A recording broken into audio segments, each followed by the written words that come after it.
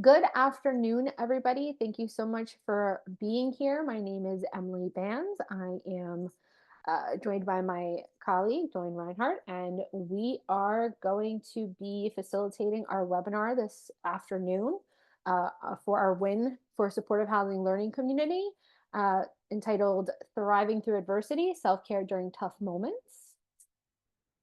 So just some general housekeeping. Your audio and video are muted. You can use computer audio to move in, oh my gosh, to call in. And yes, you are muted. Everybody is automatically muted because we're in webinar mode. Um, if you want to ask or respond to questions, you can use the chat. Just make sure that you are changing who you're talking to by saying, um, by changing it to everyone as opposed to the hosts and panelists. If you only have it going to the hosts and panelists, then only myself and Dawn are going to see it.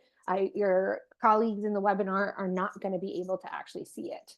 The other thing I will say is that if anybody does want to talk, if there's something you would really prefer to say as opposed to type, just raise your hand and I would be happy to unmute you because it's nice to have a dialogue. It's nice to hear your voices. It's nice to hear what you have to say.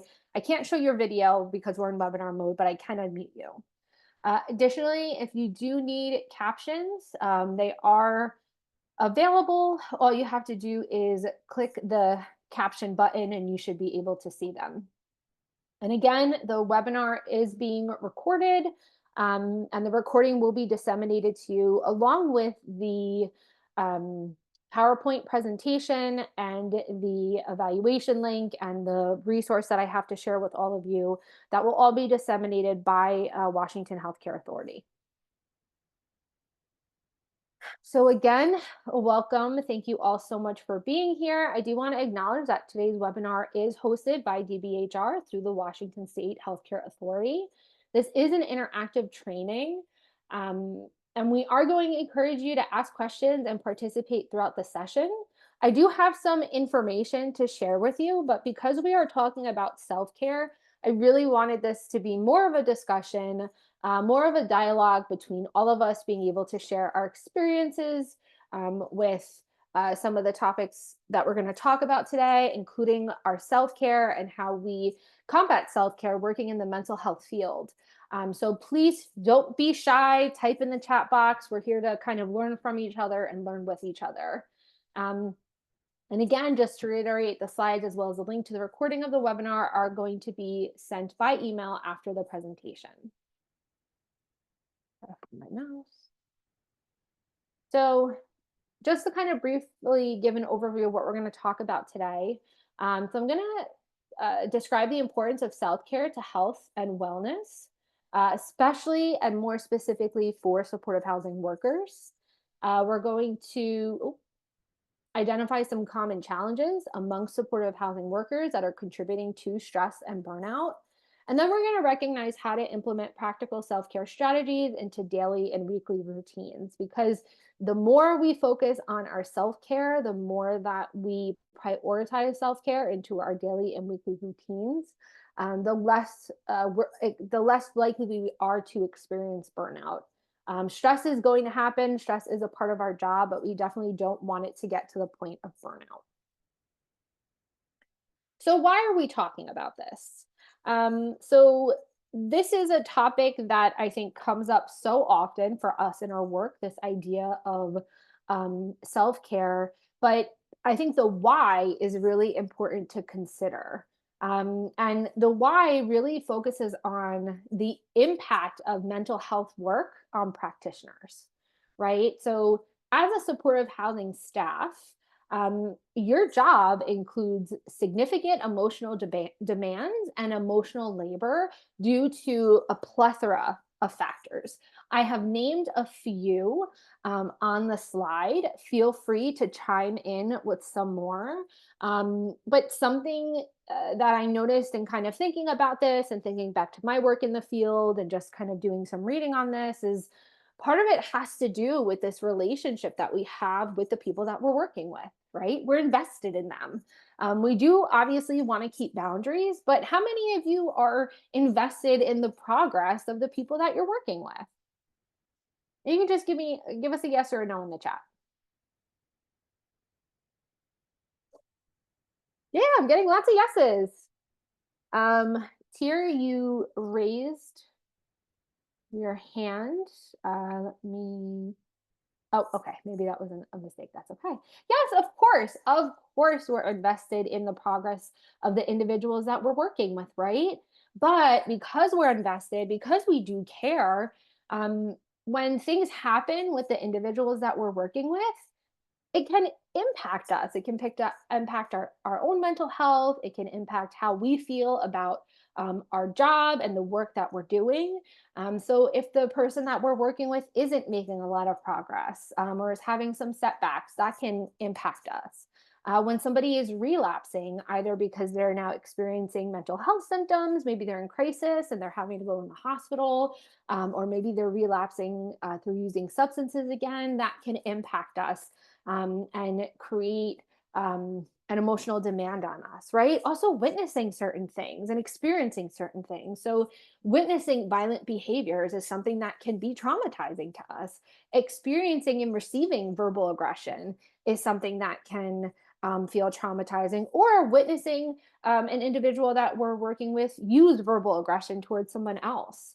And then there's just the work related things, right? Not even the client related things, but just the work related things. How many of you find the paperwork to be stressful? And again, you can just give me a yes or a no in the chat box. And Brandy, I can, oh, okay. Yeah, the paperwork, right? And Kevin, you bring up a really great point, right? So what about when an individual you're working with passes away? That is incredibly traumatizing, incredibly devastating, and just sad for all the staff, for everybody who is working with the person. Yeah, thank you for bringing that into the dialogue, Kevin. There's so many things with the clients, and then um, again, these other things, right? So paperwork, systemic barriers, right? You know, not being able to get a housing voucher for someone that you're working with, not being able to get certain resources for them. Maybe there's certain barriers that they're experiencing because they're involved in the justice system. And these are systemic things that us little supportive housing workers, we can't necessarily change that ourselves, right? Then there's also ethical dilemmas, right? There's a multitude of ethical dilemmas that can occur in our work. I know in the past, in the Win for Supportive Housing Learning community, we've talked about disclosing information, the relationship between the person that you're working with, you and other service providers, that can potentially create some ethical dilemmas. Um, yep, absolutely, Felicia. When a client gets evicted or when clients lose custody, that's really hard to deal with. Um, Professional isolation, right? I mean, you can discuss some of these things with your peers and they're going to understand, but it's also very challenging because our friends and family, they don't really understand our work. They don't have a good understanding of what we're doing. And then on top of that, um, sometimes, there's so much turnover in our field that you're the only one. I can't tell you how many times I was working at a job and there was nobody left on the team except for me and maybe one or two other people. And then you're just running around trying to provide services and you feel isolated. And then just the heavy workload, right? Just the heavy workload of being able to, of having to run around, see 5, 6 people a day, meet with them for a certain amount of time, then go back and document. Someone noted in triplicate, Rachel, right? Because if it's not documented, it didn't happen. Um, so keep putting stuff in the chat. I really want to talk about this a little bit more because there's so much that we experience as supportive housing workers that contribute to this emotional demand and this emotional labor that we carry because of our job tasks. Um, Miranda, you said, depending, I like the paperwork to ensure follow up and accountability is being addressed. It is helpful when situations change quickly. Absolutely. Paperwork serves a purpose, 100%. Dawn, you said there's stigma just being in this field at times. People have backed away from me when I told them what work I did. Absolutely. Have any of you ever had a friend or a family member make comments when you tell them that you work in the mental health field and you're working with people with serious mental health conditions? I know I've had that experience.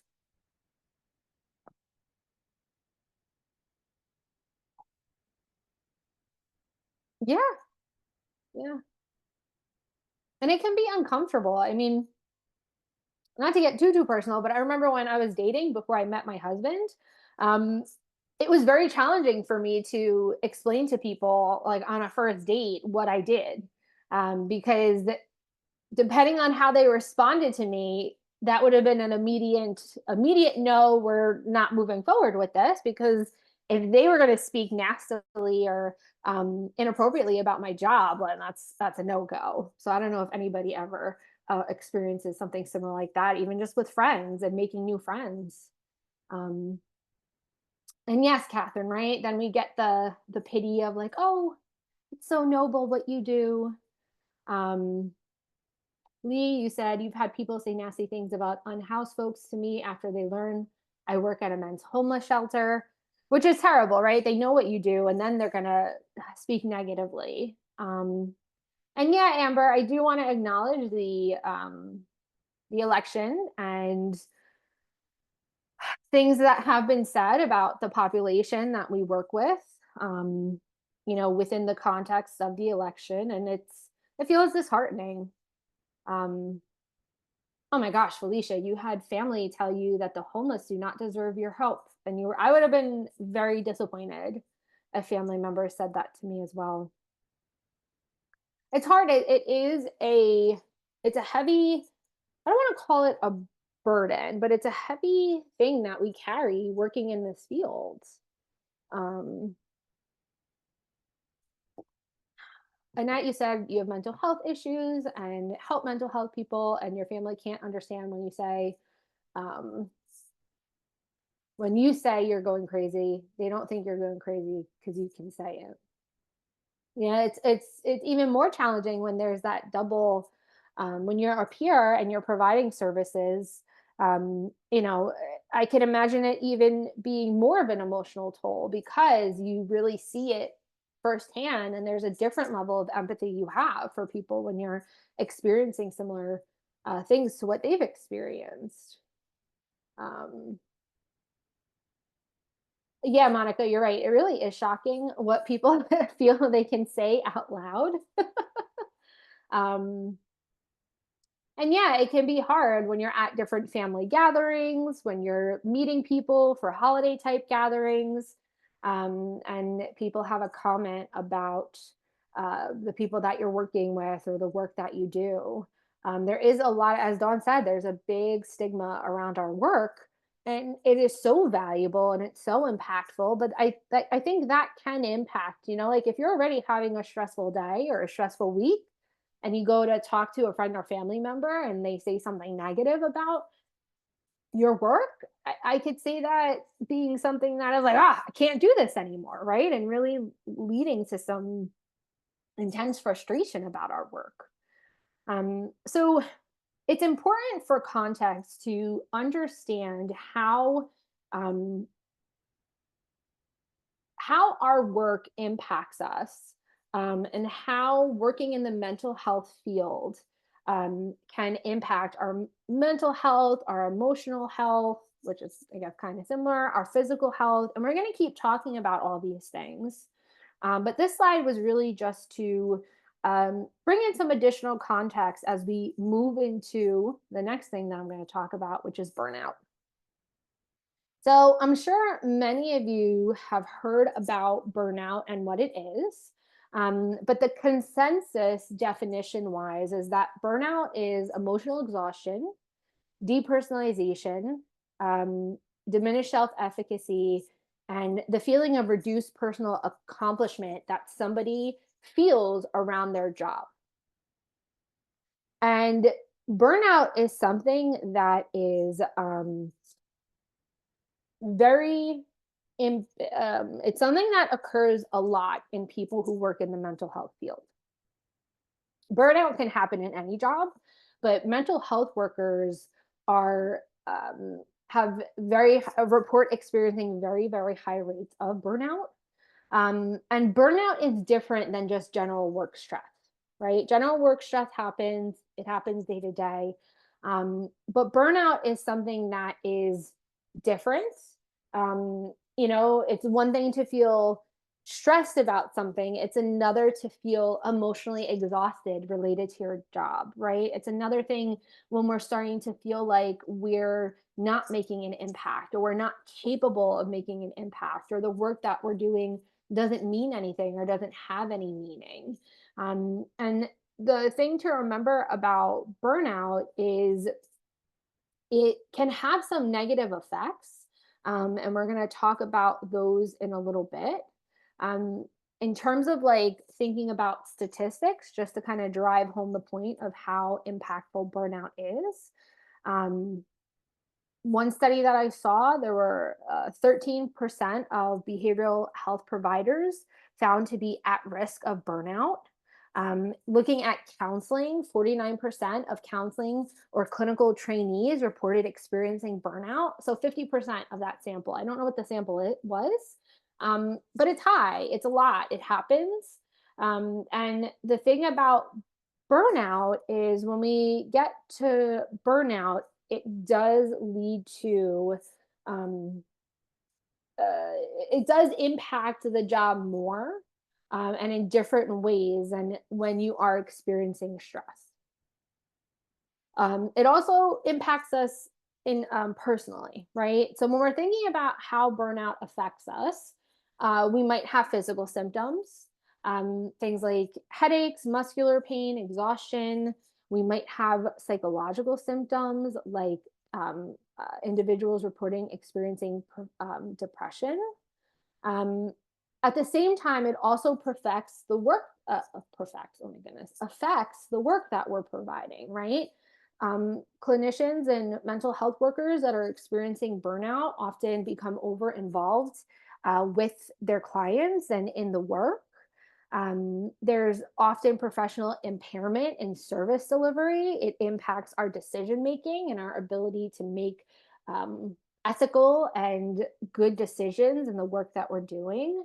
Again, it also has this reduced sense of accomplishment, this idea of cynicism about the job and really feeling like the job that we're doing just isn't worthwhile or isn't something that is good for us anymore. Has anybody here? Well, let me ask you all this: how is this resonating for all of you? This idea of burnout. Do any of you feel like you've experienced burnout? And if so, what was your experience with burnout?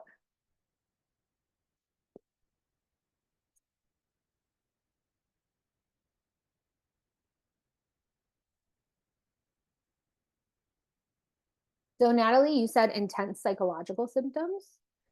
Um, Melissa, you're feeling burnt out right now, but you can't say that it's fully work related. I've seen with some case managers you supervised. So I hate to use this as an example, Diane, but unfortunately, what tends to happen is those who are feeling burnout often tend to leave the profession. It sounds like that was something that you experienced in a prior career as a teacher. You were feeling burnt out in your teaching position, and that caused you to leave the career. And that's something that does happen for a lot of folks who do experience burnout because of their profession. Um, Rosalita, you said, I think I dip in and out of feeling pretty burnt out. The psychological symptoms crop up for me, and I often develop a lot of cynicism as a coping mechanism, which has a lot of other negative impacts on my performance. Yeah, because you get into a mindset, right? And I can say that from experience as well, that your mindset shifts, your perspective shifts, right? The things that maybe you once enjoyed about your job and the work, they're not there anymore. You don't recognize those as things that are enjoyable, and it's often hard to find enjoyable pieces of the work.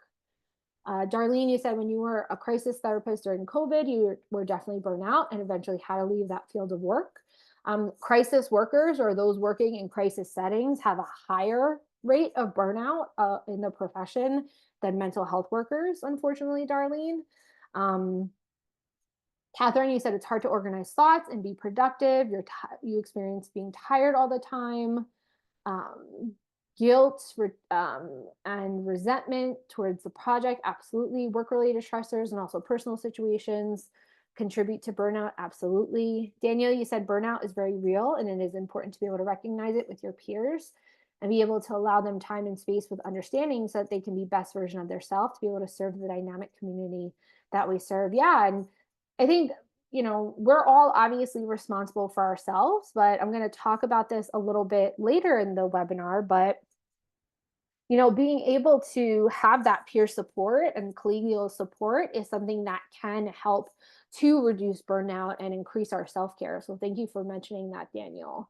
Um, Melissa, you try to practice intentional self-care, but you're having some difficulty with being able to recharge your battery.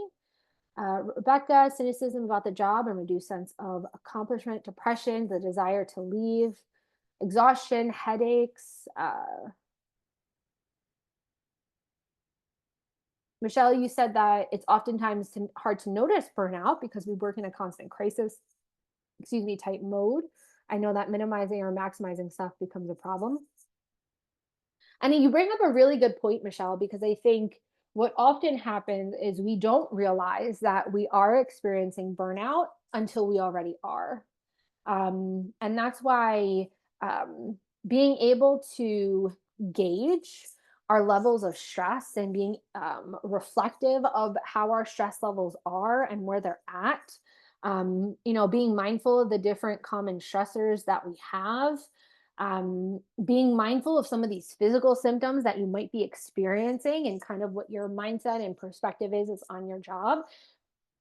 Taking stock of some of those things can be helpful to recognize when burnout is occurring or beginning to occur so that you can start to implement things to help to reduce burnout occurring.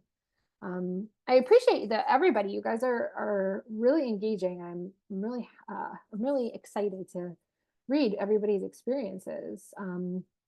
Melissa, again, you said that you ended up having to leave the field for several years because of burnout.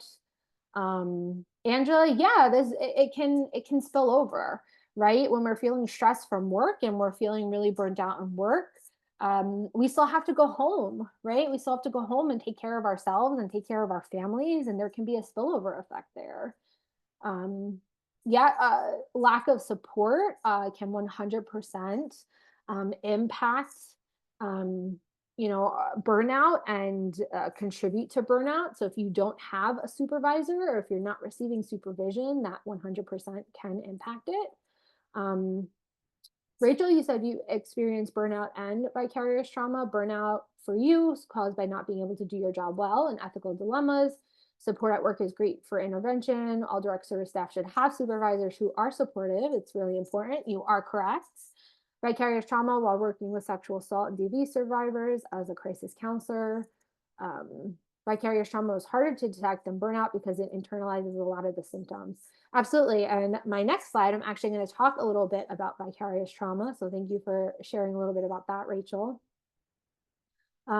Miranda, as a supervisor, showing appreciation and regular check-ins with the team as a group and one-on-one is essential to keeping our team healthy. Yes, absolutely, Miranda, that I have that as a suggestion for supervisors also. So I'm happy to hear that you're implementing that.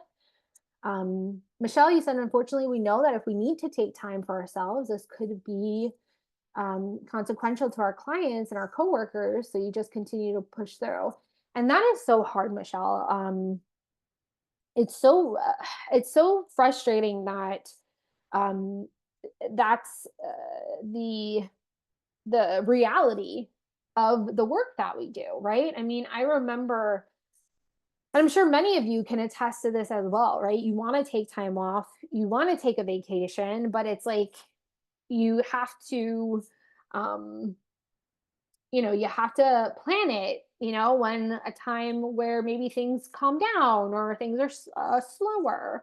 Or maybe if you are a supervisor, you're prioritizing your staff taking time off. And then when you do take off time off, how many of you have trouble letting go and not being able to turn work off? And I have a personal story I can share with all of you. Right before I left direct care staff work in supportive housing, I went on a trip with my mom to go see my uncle down in Florida. And it took at least 2 days for me to stop checking my work email and to stop like getting into and trying to problem solve things for my team and for the organization I was working with before one of my friends who's my coworker like had to tell me to stop. They ended up calling me on the trip and they said, Emily, you need to stop. You need to be on your vacation. You need to stop emailing us. You need to stop asking questions about what's going on. You need to stop. And that's when I knew that I was becoming burnt out with what I was doing because I was too overly invested in a time where I was supposed to be enjoying time with my mom and my family. Um, so I have people agreeing with Rachel. Being supportive of Miranda and using a strengths-based approach and supervision. Um,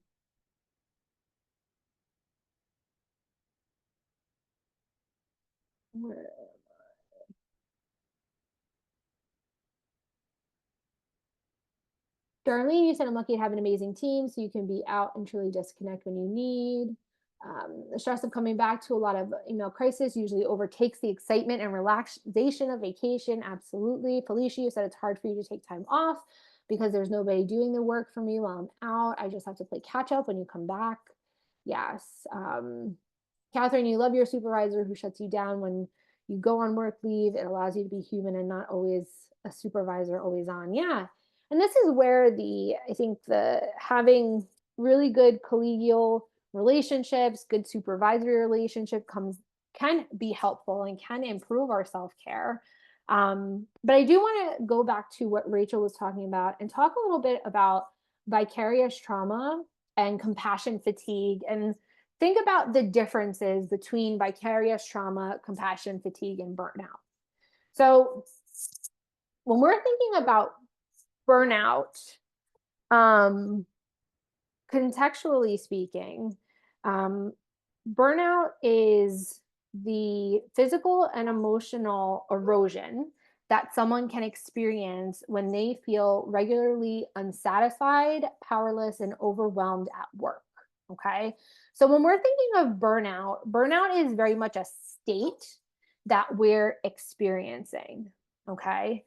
When we're thinking about vicarious trauma, though, okay, vicarious trauma is a shift in the person's worldview and their sense of meaning due to this secondary trauma and exposure to secondary trauma that the person is experiencing.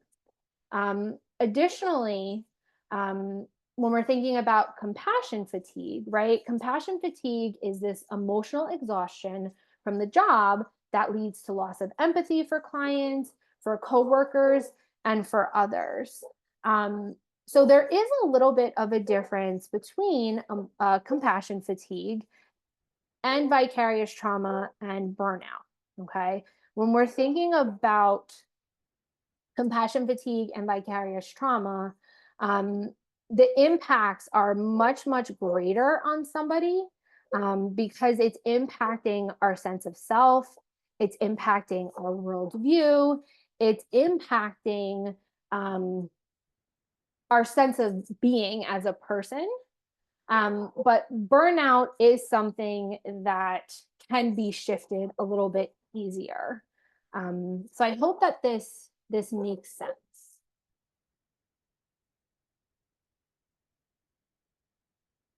So I just want to go back to the comments.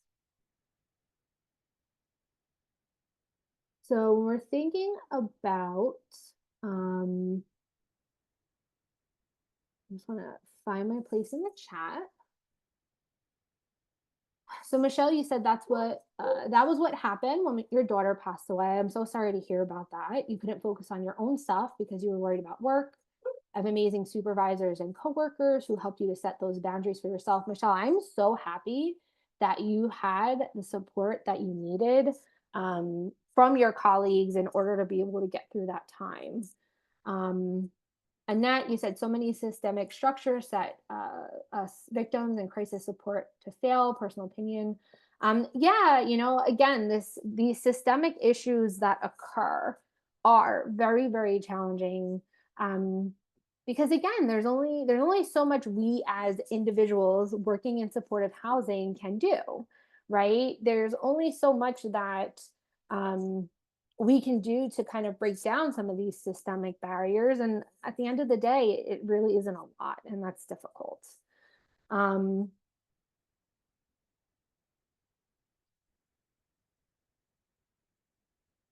So I just want to reiterate and just kind of circle back to this idea of compassion fatigue and vicarious trauma. And just make sure everybody kind of understands the differences between those things.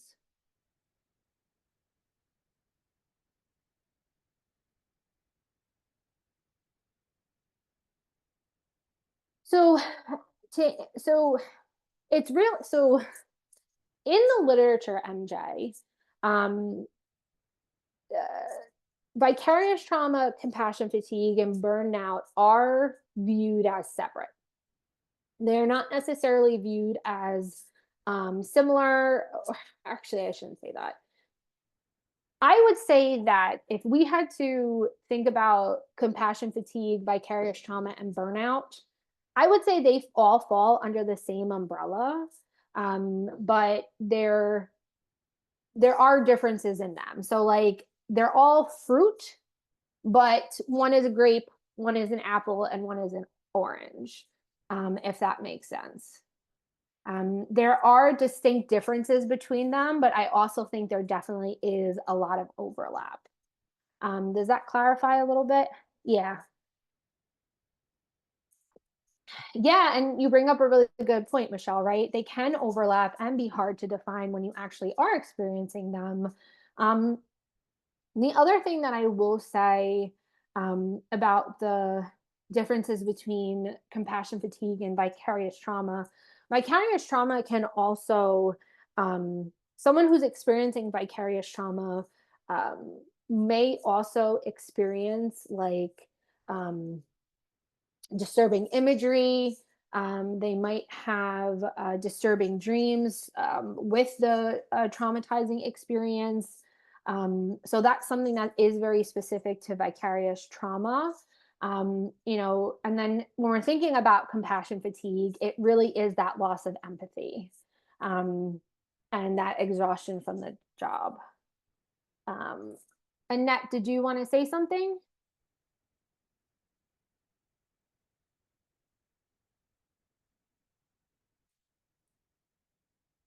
Okay.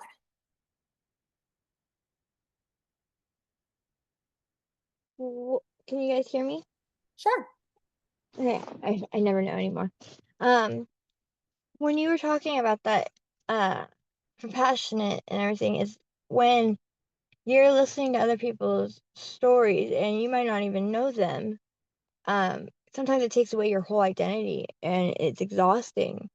And knowing that you can't help them makes you want to make sure you can help them. So you kind of like lose yourself.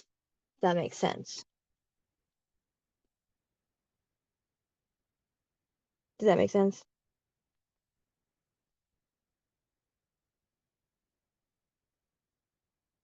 Is everyone? No, I'm Am I dead? muted. Nope, I Oh, muted okay, myself. okay, okay, okay. I was like, okay. No, I'm sorry, I muted myself. Um, yeah, so when we're thinking about compassion fatigue, you're right. It really is that emotional exhaustion. And it's this sense of almost like feeling like your hands are tied, and you're unable to provide that support. And also, again, that loss of empathy and just really feeling like you um, can't relate or empathize with the individuals that you're working with. And Rachel, you bring up a good point in that burnout is less emotional and more stress related. Compassion fatigue is emotional, but it's experienced externally. Um, and then vicarious trauma is emotional but internalized. The symptoms experienced are often similar to their clients and is often cased by being with people during extreme stress and trauma, but not being able to show your own emotional response to their pain. Thank you for that definition, Rachel. You said that very concisely. I appreciate that. Um, and yeah, Danielle, this is a good point. It can take one situation to create compassion fatigue. And you always stress to your case management team that if a client has exhausted them emotionally, to please take the rest of the day off and relax and recoup, because if you are no good for yourself, you're not going to be good for the individuals that you serve. Um, for those of you out there, um, are any of your organizations using a team-based approach when working with folks, or are you really just what you call it? Are you all working with clients individually?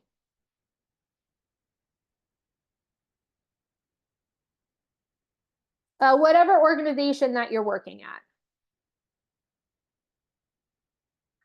Okay. So I'm getting some people are working with people individually, um, pretty alone, solo, available, but generally we work alone, both supportive. Um, so both supportive supervisors, line staff, some clients directly, solo, and you work with peers. Okay. Um, to the what I just wanted to highlight really quickly is in New Jersey, we have a mix of organizations that will have team-based approaches, and that will have um, like more individual case management approaches, but a lot of our organizations do shift to more of a team-based approach because it can decrease that emotional burden that staff feel, because they're able to work with multiple individuals and they're not just working with the same individuals over and over again. Um, so that's also just something to kind of think about that I wanted to just sprinkle in there. Christina, you said you guys go out in groups for safety reasons. Um, Daniel, your organization is team based. Miranda, you have a primary staff for each participant. However, we step in as a team when needed, supporting each other and participants. Yeah, and sometimes it can be helpful to have a variety of approaches. You know, it doesn't necessarily need to be team based all the time, but I think really being open to having, somebody primarily working with somebody and then having other people to step in when needed can really be helpful for folks. Um, yeah, so Carolyn, that's awesome. You have several departments under one roof. So we're able to do lots of case management across all departments to better support your clients. Awesome.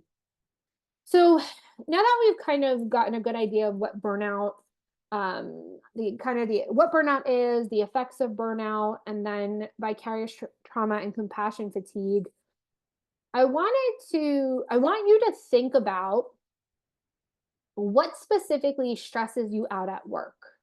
Okay, so don't put anything in the chat just yet.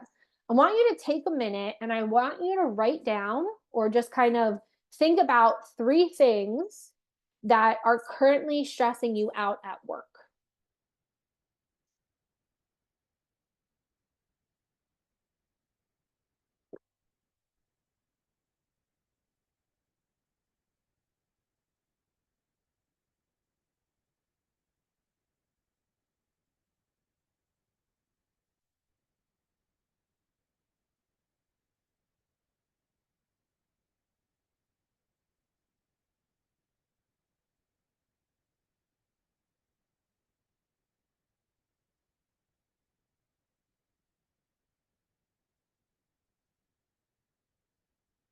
All right.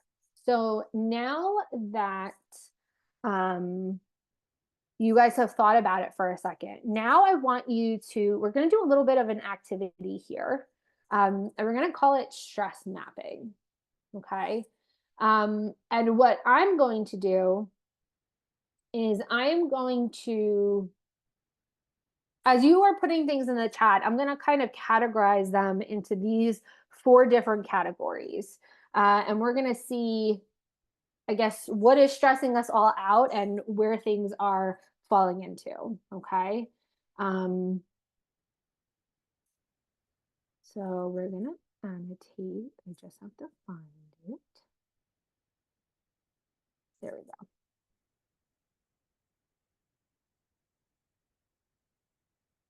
All right. So we have paperwork. I'm going to put that in the system because that's very much a systemic issue. Meetings, we'll say that that's maybe more related to your organization because some organizations have a lot of meetings, some don't. We have relationships with coworkers. I'm going to say that's emotional. I think that's maybe a little bit more emotional. Or if there's different context that I'm missing here, Michelle, let me know.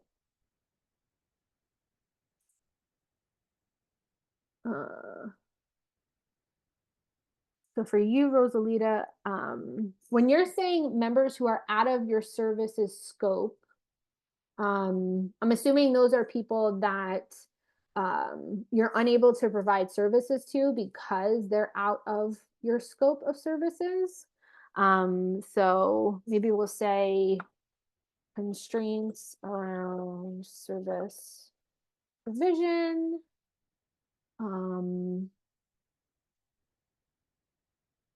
agency, and branch expectations. Oh.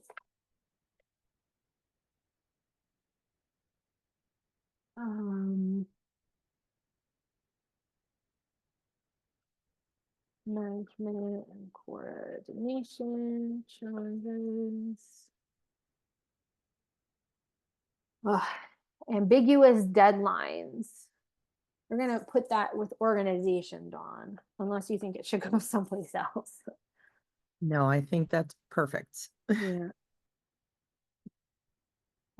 Multiple ambiguous. Yeah, I love that. Yeah, not being able to help everyone.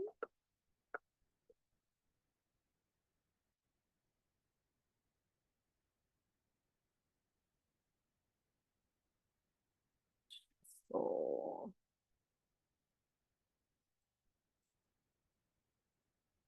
coworkers stressed. And I'm sure if your coworkers are feeling stressed, Elizabeth, you are then feeling stressed. So staff not meeting mix of service goals. That's a problem in New Jersey as well, Felicia. Expectations of supervisors.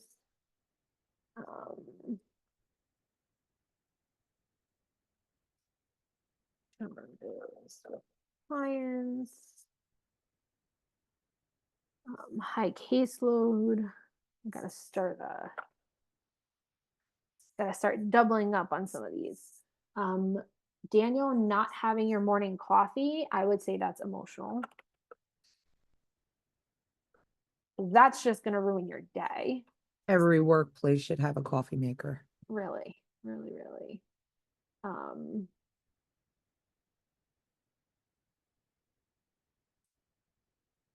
So we'll say lack of manager or supervisor.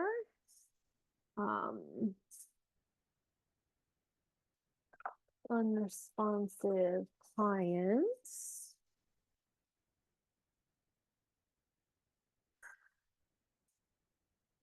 I'm going to put this continual change. I'm going to put that in the middle of organization and systemic, because I think that there's definitely an overlap there. Your acuity levels, I'm thinking that has to do with service provision. I think we have paperwork on there. Oh, seeing mistakes.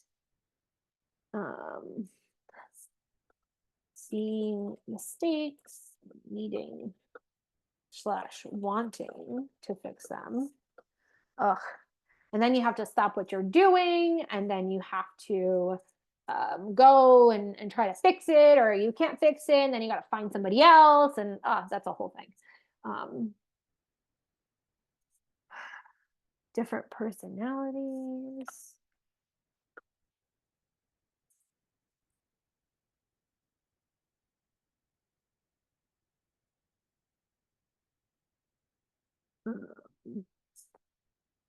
No housing available. Coworker drama. I think that goes along with the other personalities. Lack of resources.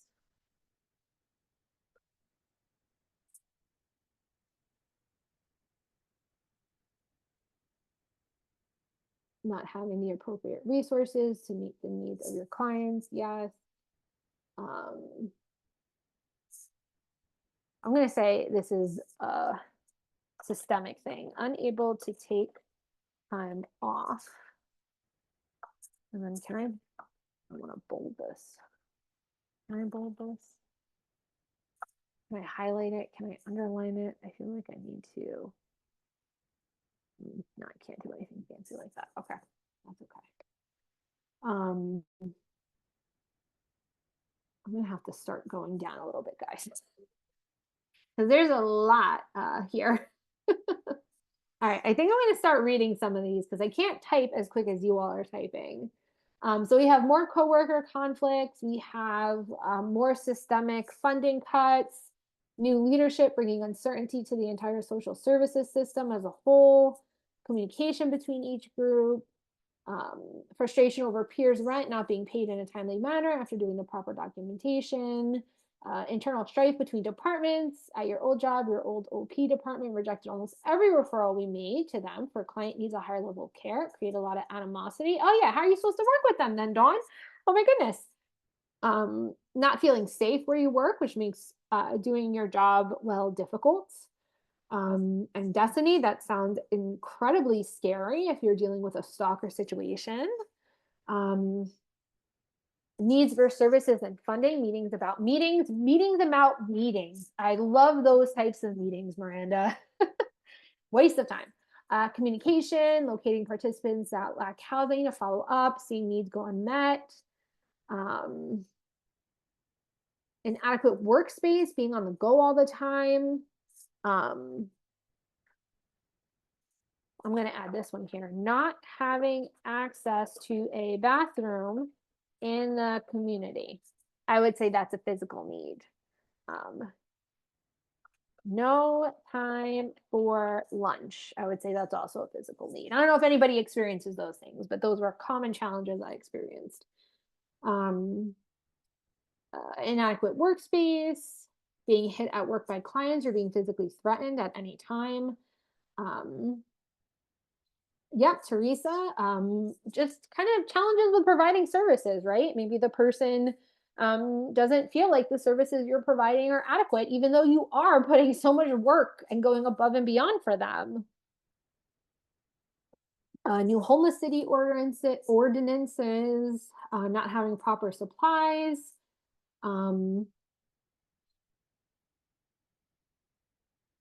Taking consequences for other people's mistakes. Lack of sleep. Let's see that on there. not being able to participate in the training about self-care because you have to shift your work to the client. The unfortunate irony of that situation, Teresa. Um, Clocking out for breaks that you're not taking. Oh my gosh. Dawn, you said several of your coworkers and you had a client who's experiencing delusions that were his romantic partners. He made specific threats to your safety. The court told us unless we had romantic relationships with him, they couldn't issue a restraining order. His apartment was above our office at the time. Lovely, Dawn. That sounds like a fun experience. Um,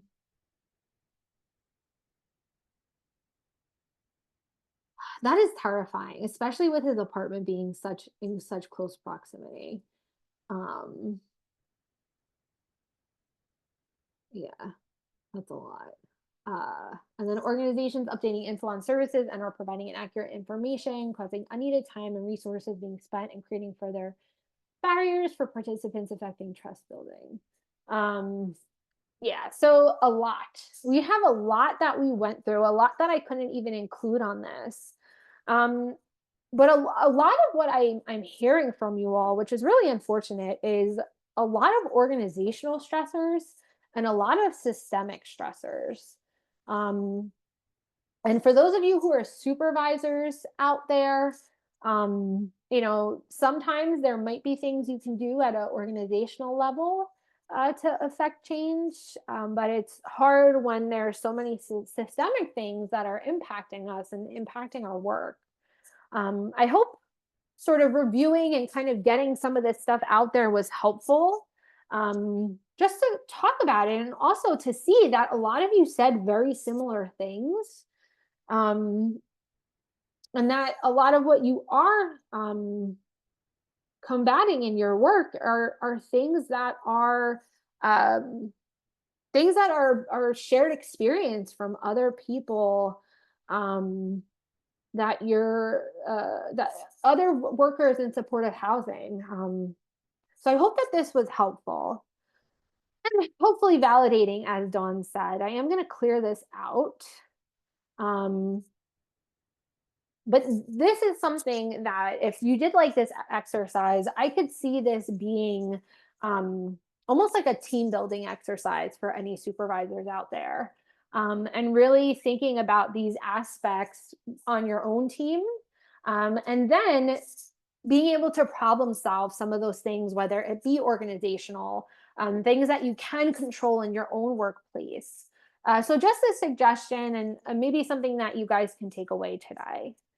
I want to switch now to self-care, right? Because the best thing to do to combat burnout, right, is to try to care for ourselves. We have to take care of ourselves. I know it sounds very simple, but it's not. It's very difficult. It's challenging to take care of ourselves. But that's what we can do, right? So I have a couple of questions for you all. And I want to focus on the first one, which is, what challenges do you face in your own self-care as a mental health practitioner? So what challenges do you face taking care of yourselves as a mental health practitioner? What's kind of getting in the way?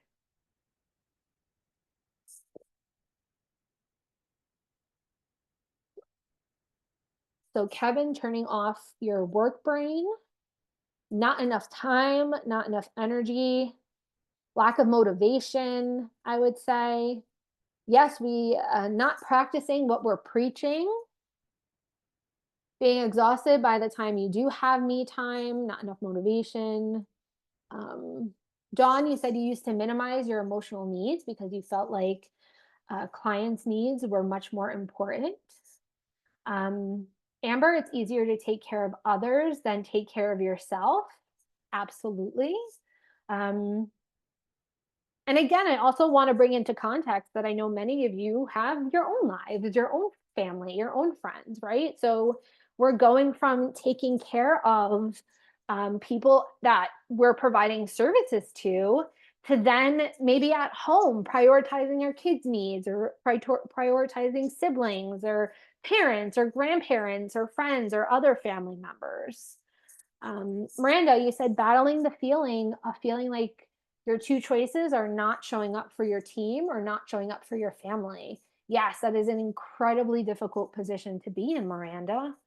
Um, and then having that feeling of, you're going to let somebody down, right? Someone's going to be let down, either your team or your family.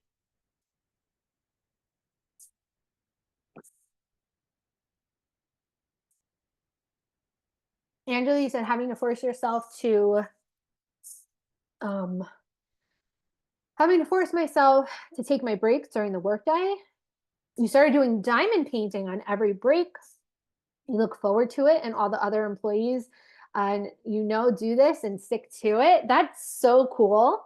It sounds like you guys have like a club now for this activity, which is exciting. I think diamond painting is when you have like the little jewels and you stick them to the little sticker, and then you put it on top of almost like a paint by numbers thing, but it's diamonds.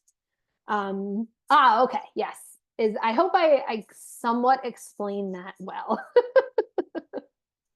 um, yeah, and Dawn, you said when you were a new mom, feeling that stress again between, um, do you support your team or do you support your kid, right? Um, what other challenges are people facing? I think we have some themes in terms of time and motivation and energy, um, lack of those things. Yeah, if you're 24 hours on call, not really being able to, uh, you can't turn it off, right? I mean, I remember having difficulty falling asleep because I was anticipating being woken up in the middle of the night and then having to like get the lightest sleep ever because you need to be awake in order to get that phone call. Terrible, terrible, terrible. Um, or having, right, like you have on call, right, and you have like a friend's birthday party or like a celebration over the weekend, and now you have to like ask one of your coworkers to switch with you and figure things out, or having to plan events around on call time. Oh my goodness, Dawn, it's I'm starting to feel stressed talking about this. Oh my gosh. Um, yeah, that's like, yeah, challenging memories. Is anybody here on call or experiencing that on call? Oh my goodness. Ah. And then Michelle, you said it's hard to address your own health issues when the folks that you work with are houseless, and then um put out stuff relating things like at least you have a warm house to be in. Wow. And that's hard, Michelle, right? Because you're the challenges that you are experiencing are just as valid in your life as the folks that we're working with. Um, and Darlene, power to you for being on call all the time. Miranda, you said time management when working in a field of crisis, the to-do list get put on the back burner, right? There's certain things as a supervisor or a manager you have to do, and you can never find the time to do them because you're the one putting those fires out.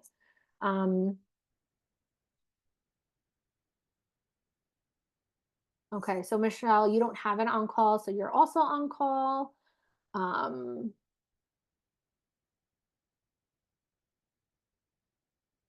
yeah. Whole weeks of being on call as a crisis counselor. Oh my gosh. Um, I feel like the worried well when seeking out counseling for myself because, like someone else said, I have so much more than others I serve. Um, yeah, but I think that lends to just one of the challenges of working in the field that we work in, um, because we do have this um, constant reminder, that we have more, we have better than some of the folks that we're working with. But like Dawn said, we all deserve to be happy. We all deserve to put our needs first. And I hope that this uh, this presentation today maybe helps spark a shift in that mindset, Catherine, because you really, really do deserve happiness. Um, yeah. All right. So the next question I have for all of you is, how do your colleagues support you in overcoming some of these challenges? Or how, I know that, was it you, Destiny, who does the diamond painting? No, it was Angela. Angela. So it sounds like you and your colleagues are supporting each other through overcoming some of these barriers and these challenges, because you guys are doing this diamond painting together, which I think is a beautiful example of what I was trying to get at. Um, how does other folks' colleagues support them in overcoming these challenges?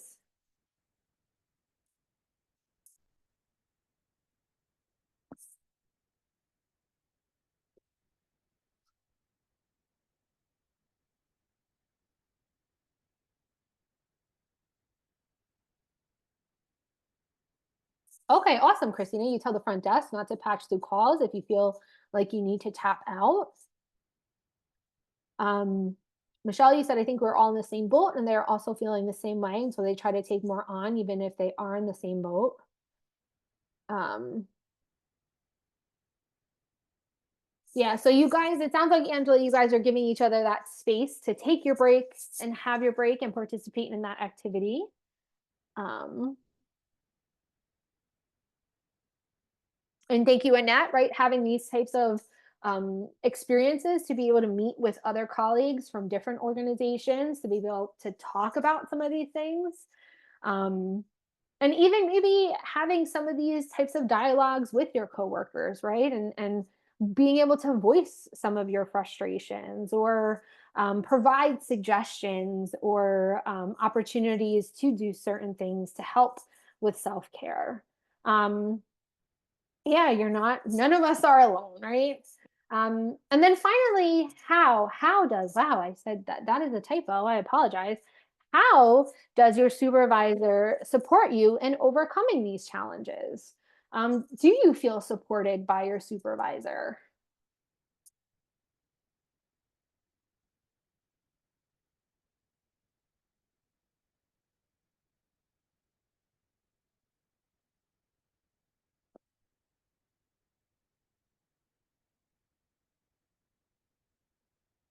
And this is a relatively safe space. So if you don't feel supported by your supervisor, I won't call you out by name. Um, but also something to know if you aren't feeling supported in your organization by your supervisor.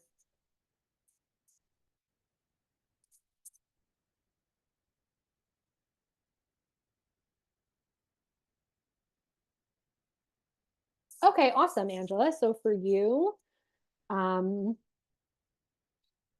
it's not an issue for you at your organization. Um, they encourage you to take care of yourselves, which is awesome. Teresa is feeling supported. Um, okay, also Danielle, I apologize if I said that incorrectly. But you said your supervisor is always there to help when she's not in meetings and will give support when she's back, supporting and meeting weekly. So you actually meet for weekly supervision. That's awesome. Claps for you and your supervisor. I'm happy you guys are able to do that. Miranda, having respect for their time off, making sure data is updated, have a plan of action for when they are off, stepping in and helping cover their tasks, giving them a safe space to say when they are at their capacity and support them with what they need, making sure they have the tools needed to do their jobs with the least amount of stress. Um, Darlene, you said your supervisor never contacts you if you're out on PTO, and they remind you to take PTO for yourself. That's awesome. Destiny, sometimes you had two really great supervisors previously and they were wonderful.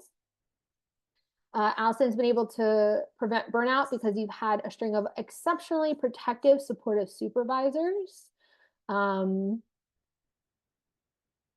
Michelle, you have a supervisor who's very supportive and provides guidance for solutions, but they're also accountable to someone, right? Everybody's supervisor has a supervisor. They encourage us to take our time off away from work and help us with work-life balance. Um, yes, and there's always more to do, and we all need to lean on each other when we support as a team. It cannot all be on my supervisor. It takes a village. Um, Supervisor is great from day one. They have supported me and told me that self-care is the most important part of this work, because if we are not 100%, we cannot give 100% to your peers. Absolutely. The supervisor meets with you weekly and gives you space to discuss challenges. Then they offer whatever support is needed, whether it be training, additional staff to assist, simply listening, giving you a safe space to do that. Wow, this is so um, this is so encouraging for me to hear. I was concerned because I know we have this challenge in New Jersey where staff are not receiving good supervision. So I'm so encouraged to hear that you all have great supervisors that are providing you support and helping you to prioritize your own self care. I'm really excited to hear about that. Um, and yeah, Nikki, you're right. Your supervisor discourages overtime so that you can keep that work-life balance. That's awesome. So moving along, because we don't have too much time left. Um, so I wanted to transition to self-care to be able to combat burnout. Okay. So self-care really is this concept of attending to our own holistic well-being. It's our ability to be able to refill and refuel and recharge ourselves in healthy ways. And it's not something that is selfish, right? It really is necessary to practice self-care daily, weekly, monthly, often, for our overall well-being. And that's in general, but it's even more important for all of you as supportive housing providers, right? Because when you are participating in self-care, it's going to lead to just a greater feeling of overall well-being. You're going to experience lower levels of stress. You're going to experience higher levels of work performance, compassion, satisfaction, and quality of life, right? So using self-care as a strategy is something that will 100% support you in your work. And I think somebody said this earlier, right? But we can't help anybody else if we don't help ourselves. Okay. So when we're thinking about burnout, one way that is kind of helpful to think about and kind of, or not burnout, sorry, self-care. One way to really um, prioritize self-care and conceptualize self-care is through the 8 dimensions of wellness. If you've ever been to our Golden Thread training, or if you've ever been to any of our other webinars, you've probably seen this 8 dimensions of wellness. We like to talk about it a lot at Rutgers University. But in the same way, we can think about the 8 dimensions of wellness in the context of providing services to the people that we're working with. We can also think about the 8 dimensions of wellness in the context of taking care of ourselves and thinking about our self-care. So there are 8 dimensions of wellness, and I'm not going to focus on all of them, but I am going to focus on a couple of them. So the first area of wellness I wanted to focus on is physical wellness. And when you look at the literature, self-care around physical wellness focuses on these 3 areas: exercise and movement, nutrition, and sleep hygiene. And I think these 3 things are important in anybody's daily life. But I think it's even more important for supportive housing workers because we, oh, because of the fast-paced nature of our job, right? We're moving around, which is physically exhausting, or we're sitting in the car for long periods of time. We don't always have access to food because we're on the road. Maybe we forgot to pack a lunch. Maybe it's more convenient to eat fast food.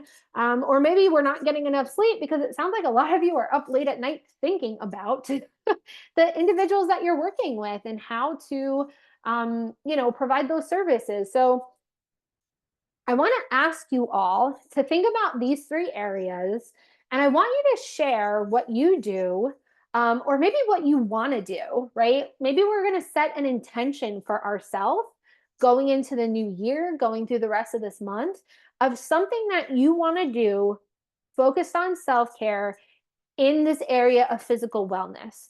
It could be something that has to do with any of these three things, or it could be something else related to physical wellness. But I want to ask you all to put something in the chat so we can kind of like combine our resources together and give ourselves suggestions and ideas about how we can take care of ourselves.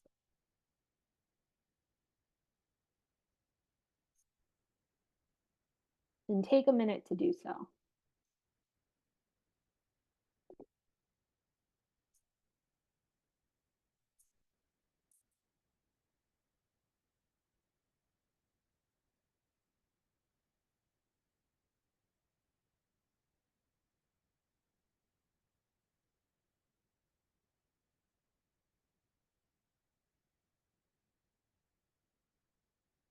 So MJ, you're taking 45 minutes Monday through Friday to work out. I love that. I can share with you all, for me, I've been very much into Pilates workouts and bar workouts. Specifically bar because I enjoy feeling like a ballerina.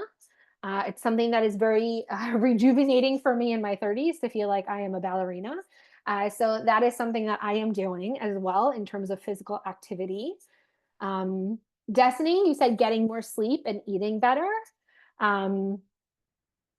Nikki, you said you are purposefully in bed by 8:30 every night. 5:30 a.m. comes early. We're going to clap for Nikki because being in bed at 8:30 is a feat. It is a feat. I can't imagine being in bed at 8:30. I would love to be in bed by 8:30. So I am proud of you, Nikki, for being consistent with that and being purposeful and intentional with that. I love that. Sandy, you said you get up early and work out. Sometimes it's only 20 minutes, but it helps you feel better for the day.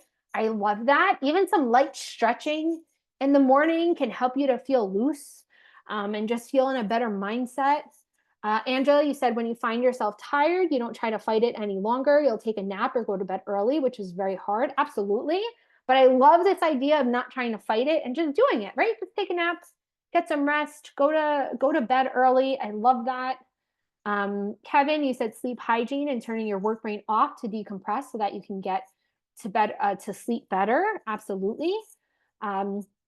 Dawn, you said you started weight training and have completely changed your body at 48. This has recharged me and helped me with stress and menopause symptoms.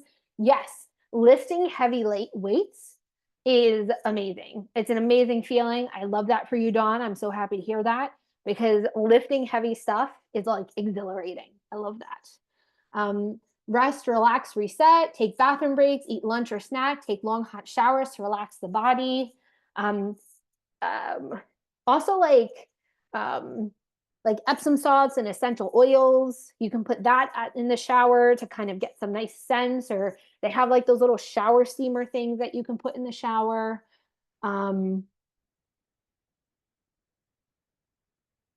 Michelle, you said you're going to take advantage of the extras provided by your health insurance, massage therapy, a chiropractor, meeting with your support people weekly. I love that. Ooh, Neely, I love that. Listen to a song that represents the mood you want to be in. Getting good sleep. Um, Yoga, long walks with friends. I love all of these suggestions. I love it. I love it. I love it. Having your musical instrument with you, eating better. Yes. I love it. Let's move to social wellness because I'm looking at the time and we're running out of time, right? So for social wellness, we have our support network, right? We have our professional support networks, we have personal support networks, we have group supervision, we have peer support like we're experiencing right now. And then we have also personal support, friends, family. So in the realm of social wellness, what are you all doing in order to promote self-care in this area?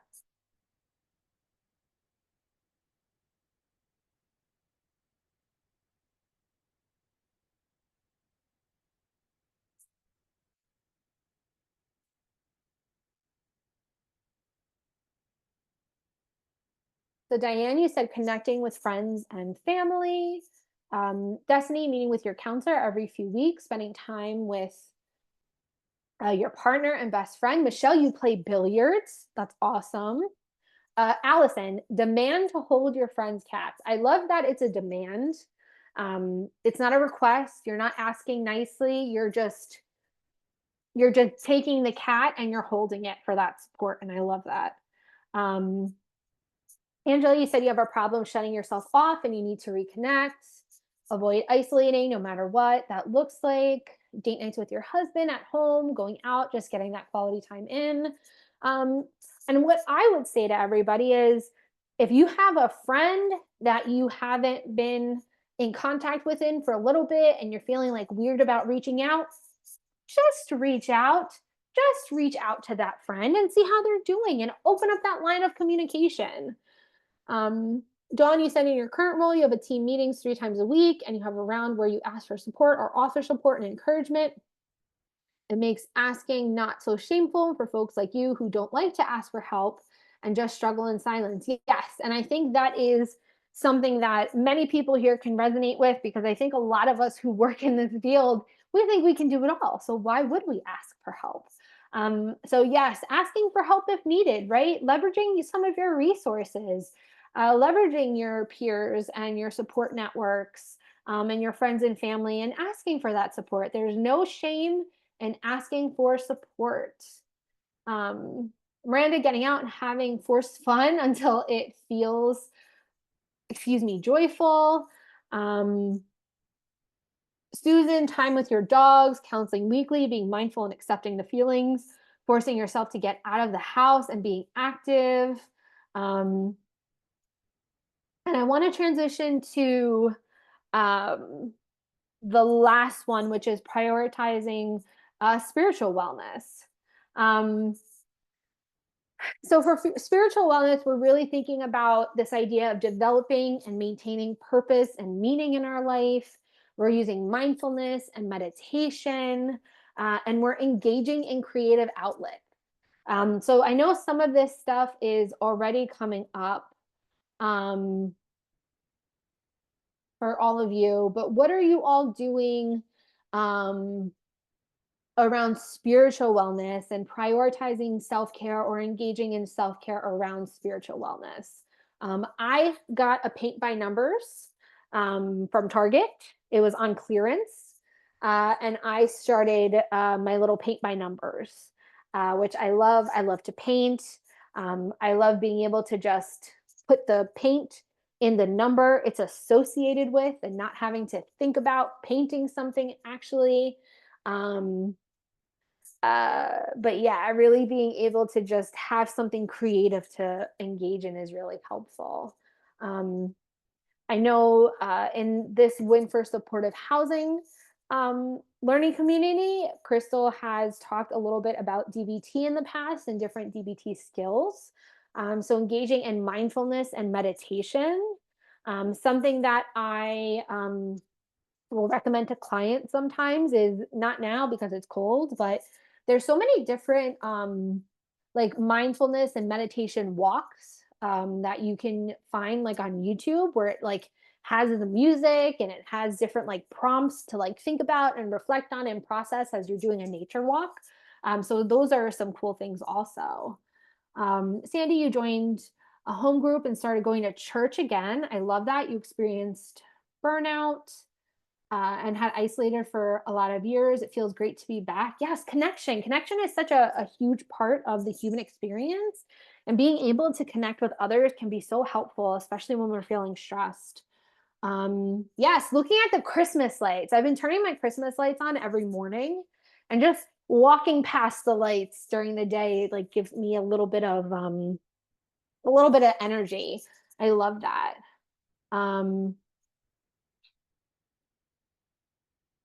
Yeah. So the last thing, I'm going to skip this slide because we're not really going to have time to engage in that discussion. But the last thing I want to talk a little bit about is being able to create a personalized self-care plan. And I do have a resource I'm going to share with you. It is linked here in the PowerPoint, so you will have access to it when you receive the PDF. But the gist of it is on this screen. What I am going to do is I'm going to stop sharing the PowerPoint, and I'm actually going to pull up the PDF of the wellness self-care plan. So as I said earlier, we do love the 8 dimensions of wellness here in Rutgers University. And this was actually developed by another unit in Rutgers University. So this is the wellness self-care plan. It does highlight the different dimensions of wellness. But what it encourages you to do is really plan out your self-care, right? So you can use this space here to list what you do each day or often to meet your wellness needs in each area. And these are then becoming your wellness strengths.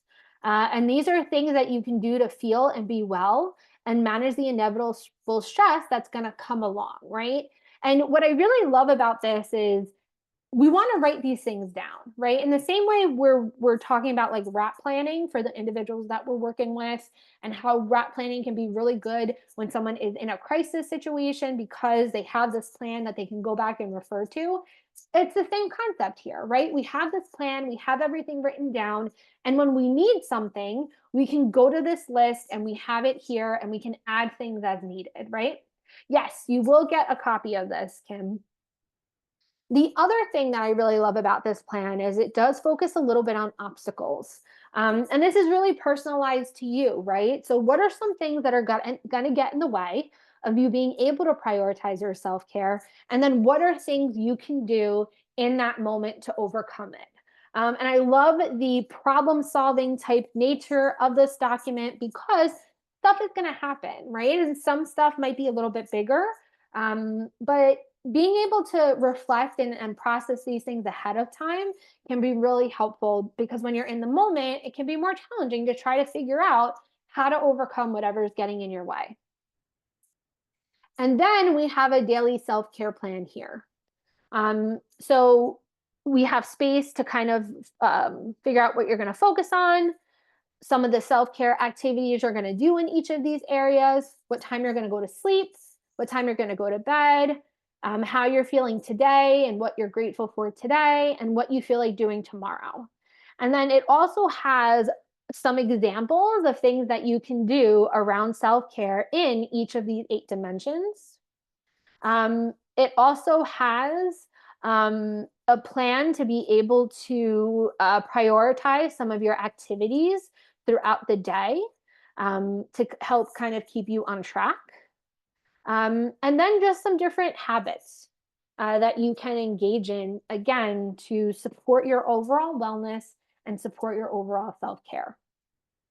So as I said, this is something that I am going to share with all of you. I just wanted to give a brief overview of it, just in case anybody had any questions or any, just to kind of give everybody a sense of what it is.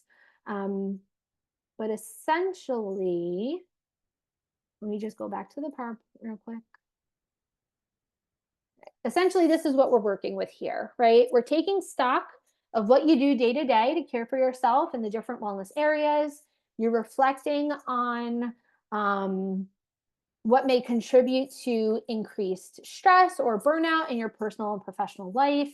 And then after reflecting, you're problem solving, ways to overcome any of those barriers. And the point of all of this is to prioritize self-care every day, even if it's something small, even if it's just taking 3 minutes to listen to a song that's going to give you some energy.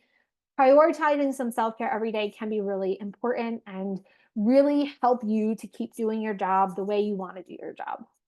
So John put the evaluation in the chat box. Again, I just want to thank everybody for your time, your attention, and your participation. Thank you so much for all of your engagement. I think we had a lot of really, really great discussion, and I appreciate that. So Darlene, I appreciate the feedback. Thank you so much. I am here a lot. Me and Dawn, we are here a lot. I facilitated the past 2 trainings in January. One of our colleagues, Crystal Sosha, is actually going to be facilitating, but I will probably be back here in the future, Darlene. And the other trainings, the other Win for Supportive Housing webinars that I facilitated should also be on the YouTube page. And you are all very welcome. Thank you so much.